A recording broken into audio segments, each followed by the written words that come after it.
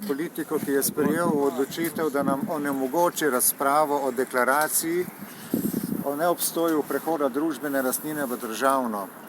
In dovolite mi, da vam najprej preberem vsebino deklaracije, ki sem jo skupaj v soglasju s skupino državljank in državljanov in o podpori več kot 5000 ljudi s fizičnimi podpisi in več kot 300 000 podpornikov v organizacijah, ki jih združujejo, vložil deklaracijo z naslednjo vsebino.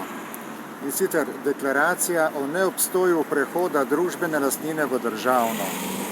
Državni zbor s to deklaracijo kot razglasom temeljnega pomena za državljanke Republike Slovenije sporoča vsem državnim inštitucijam in državljankam in državljanom, da Ustava Republike Slovenije ni nikoli določila načina preoblikovanja družbene lastnine v državno. Družbena lastnina je tako v okviru 4. člena Ustavnega zakona z dne 25. junija 1991 varovana enako kot zasebna in zato uživa posebno varstvo po Ustavi in mednarodnih konvencijah. Obrazložitev k tej deklaraciji je naslednja. Državni zbor Republike Slovenije in Vlada Republike Slovenije nimata nikakršnega pravno veljavnega dokazila, da so se državljanke in državljani na kakršenkoli način odpovedali družbeni lastnini na ustavni ali mednarodno pravni ravni. Ni bilo ponujeno referendumskega ali drugega pravno veljavnega primerjalnega posvetovanja z državljani kot lastniki.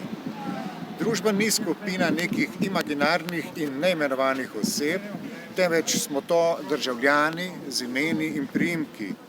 Tako so titularji ali njeni lastniki znani od prvega do zadnjega. S sprejemom Ustave Republike Slovenije 1991 nismo spreminjali družbene ureditve in velja glede družbene lastnine še vedno pravna razlaga Ustave SRS in SFRJ 1974. Tako je v tem duhu družbena lastnina varovana po Ustavi Republike Slovenije 1991 v 33. členu kot zasebna lastnina in v 69. členu, ki prepoveduje njeno razlaščanje razen v javnem interesu. Ustavni zakon za izvedbo temeljne ustavne listine o samostojnosti in neodvisnosti Republike Slovenije v 4. členu pravi: do izdaje ustreznih predpisov Republike Slovenije se v Republiki Sloveniji smiselno uporabljajo kot republiški predpisi tisti zvezni predpisi, ki so veljali v Republiki Sloveniji ob uveljavitvi tega zakona, kolikor ne nasprotujejo pravnemu redu Republike Slovenije in kolikor ni s tem zakonom drugače določeno. Državni zbor Republike Slovenije in Vlada Republike Slovenije sta si enostavno izmislila, da je državna lastnina tista, s katero lahko prosto razpolagajo, jo uničujejo ali preprodajajo. Družbeno lastnino bi lahko podržavili le v simboličnem smislu, tako da bi jo država varovala, bi pa bila še vedno naša zasebna, privatna lastnina cele skupnosti. Prav tako državna lastnina ni ustavna norma Ustave Republike Slovenije 1991 in je le-ta ne pozna. Po Ustavi Republike Slovenije 1991 ima oblast ljudstvo, ki jo izvršuje neposredno. Iz tega izhaja, da so oblast in država državljani in ne Državni zbor Republike Slovenije in Vlada Republike Slovenije, ki sta le službi državljanov.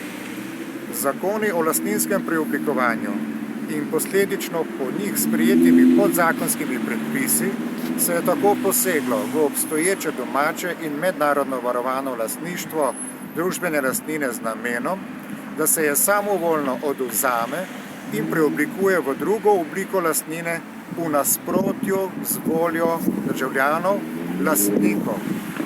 V nasprotju z Ustavo Republike Slovenije 91, v nasprotju s členi 17 in 30 Splošne deklaracije človekovih pravic, v nasprotju z Organizacijo Združenih narodov 1948 in Konvencijo o varstvu človekovih pravic in temeljnih svoboščin, v nasprotju z Rimom 1950 in njenim dodatnim protokolom, Pariz 1952.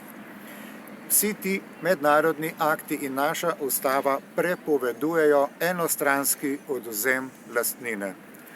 Deklaracija o človekovih pravicah v 17. členu izrecno pravi: vsakdo ima pravico do premoženja, tako sam, kakor tudi skupno z drugimi. Nikomur ne sme biti premoženje samovoljno vzeto. Hvala za vašo pozornost.